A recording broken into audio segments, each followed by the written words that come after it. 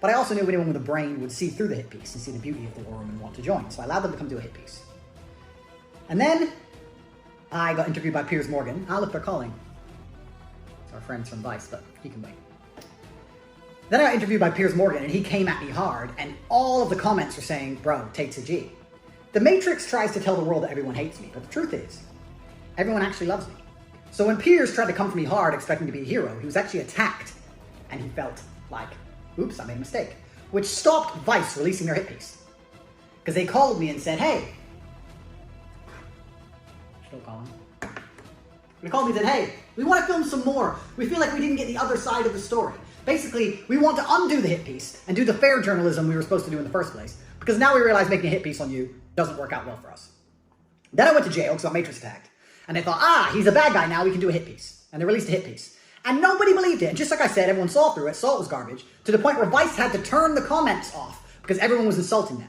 They even falsely edited me stuttering. When have you ever seen me stutter?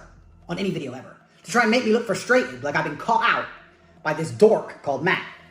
So they released a hit piece, and it was totally detrimental for them. Nobody believed them. Bombed their reputation even worse. Vice used to be something, and now they're completely off the deep end. Nobody gives a shit about them. Complete Matrix propaganda. So then I get released from jail. And now, Matt from Vice is begging me for another interview. Calling me every day, begging me. Please, please, please. So I've decided, because I'm such a nice man, most people have a hit piece done about them, and they don't talk to that organization anymore. But I'm so nice. I'm going to have a conversation with Vice News. We're going to talk to them. We're going to talk to Matt. Let me message him. Again, I said, an instruction. Again. Like a little dog. So we're going to wait for Matt to call us, and we're going to hear what Matt has to say about the fact that they were dishonest, and they weren't particularly good at... Oh, look. Again. Please, Mr. Tate. Geeks. Well, if it isn't Matt. Andrew, hey. Mr. Honest Journalism.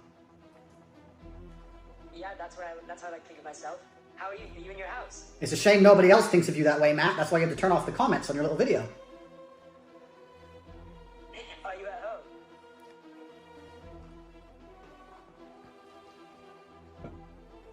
Congrats on your being released under house arrest. Thank you. What do you think is next? Well, it's a beautiful reality, Matt. It's a beautiful life, and I'm clearly one of God's chosen ones. And I'm here to spread a positive message and continue with my mission to prevent the degeneracy, which is purported by organizations like Vice, drug taking, and other forms of pornography, a bunch of other stuff you lot are involved in. I'm here to combat it, and I'm going to lead people to the truth and to the light, and we're all going to be better people and have a better society for that. And I think you learned that when you turn the comments off in your little video, that most people understand I'm a force for good, and that hit pieces don't really work because you've lost all credibility in the mainstream matrix mechanisms of the media, unfortunately for you.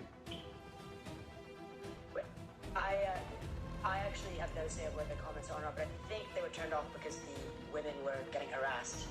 Is that your excuse? Well, that's what I think is the reason that they were turned off for. But anyway, regardless, I mean, look, the main reason I'm calling is I want to see whether you were up for doing another interview, not for Vice, but for the BBC. Why would you want to interview me? I'm a bad person, I thought, according to your little story. Well, I just try to report both sides of every story, so... Oh, you do both sides? Is that how you think you work? Yeah, well, that includes your side as well. So, you know, it was obviously difficult to interview you while you were in jail. Now you're out. You know, we can actually have a chance to hear your side of things. The problem is, Matt, everyone on the planet wants to interview me. So the question is, why would I choose you when I have unlimited offers from people who are far more successful and better than you at the job? Because I'd be doing, and I'm not trying to disrespect you, I'm being honest, I'd be doing you a favor. Like, Matt, what's your last name? Shay. That name didn't matter until it was associated to mine. You do an interview with me, you matter for a little bit, but I can do an interview with anyone. So why would I do an interview with you? And this is genuinely a question. It's not an insult. I'm actually asking you why I would choose you when I have unlimited offers on the table. Because we have a history. We have a history of you doing dishonest journalism on me, so I would choose you. Interesting.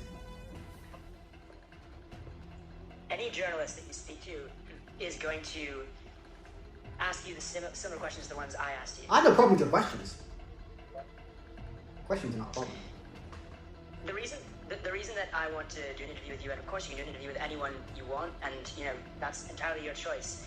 I'm just one of many people asking you, I guess. But we have a history, and we got cut short last time, and there are still unanswered questions that I want to put to you. I can only tell you why I want to interview you. Ultimately it is your choice. It is my choice, isn't it? I get to choose which reporter in the world. All these reporters who want to say bad things about me, I get to choose which reporter on the planet gets to become relevant via proxy, because I am the most relevant person, and I get to do the charitable act of allowing somebody to sit next to me and ask me questions. It's kind of interesting. I need to think heavily about it. I can't just give out such a fantastic opportunity to disingenuous nobodies.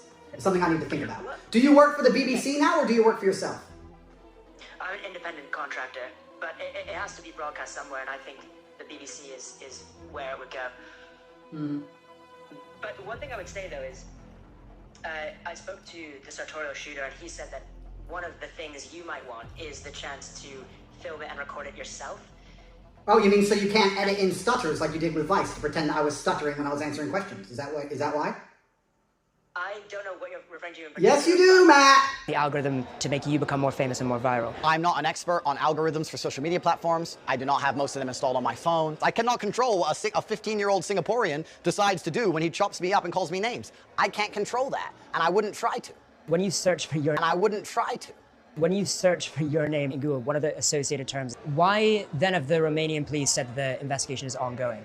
I'm not sure where you got that information from. I'm not sure who said it. Is there some kind of procedure that must be completed? I don't know. There has been a lot of bad... Procedure that must be completed? I don't know. There has been a lot of bad...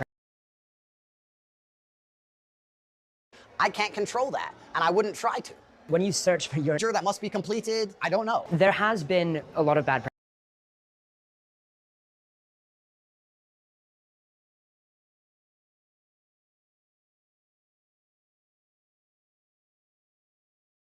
Let's be honest with each other, we have a history. We're friends now. Don't lie! Stutters were edited in to try and make it look like you stumped me with your asinine questions, which of course is absolutely impossible.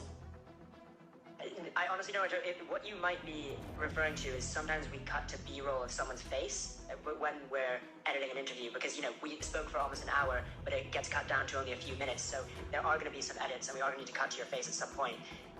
You dishonestly edited. Okay, we agree. Well, we edit.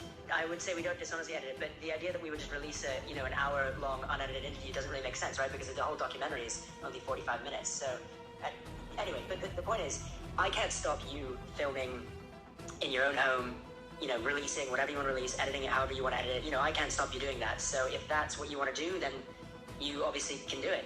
And then, when people say, oh, Matt, you've unfairly edited this, or whatever, you can say, well, here's the full unedited version. You're right. I can film our interview to protect myself from your dishonest journalism. I appreciate that. Thank you. I'm going to think about it, Matt, because I'm the one who matters here. I can sit down with fucking with Big Bird, Oscar the Grouch. I can sit down with anybody and it'll be the most viewed podcast or interview in the world. So I'm going to think about it. That's true. Would you bring me a box of chocolates? I can bring you a box of chocolates. If you promise to bring me a box of chocolates, that will increase your chances, and I'll give you an answer within 24 hours. But you have to promise me, Matt. Don't lie to me. I'll check with my superiors whether I can send you a box of chocolates. Well, then you check with your boss. You go into your boss's room and ask if you're allowed to spend a large portion of your salary on a 5-pound box of chocolates, and you let me know. And if you can, then I will strongly consider allowing you the opportunity to speak with me. Are you asking all the journalists to bring you a box of chocolates? You let me know about the chocolates, Matt. Have a nice day. Right, so, now Matt's going to come back and tell me he's going to buy me a box of chocolates. What Matt doesn't know is that because he's a dishonest journalist, if he agrees to the chocolates, I'll agree to the interview. But I'm not going to show up. What we're going to do is record him standing around waiting for an interview with my box of chocolates. You see, isn't the world beautiful? Vice do a hit piece on Tate. Tate goes to jail. We got him! Release the hit piece! He's in jail! He's never getting out! God releases me. Vice, Matt, BBC, whoever, Matrix agent number 399 begs for another interview, and I end up with chocolates. It's kind of like I never lose.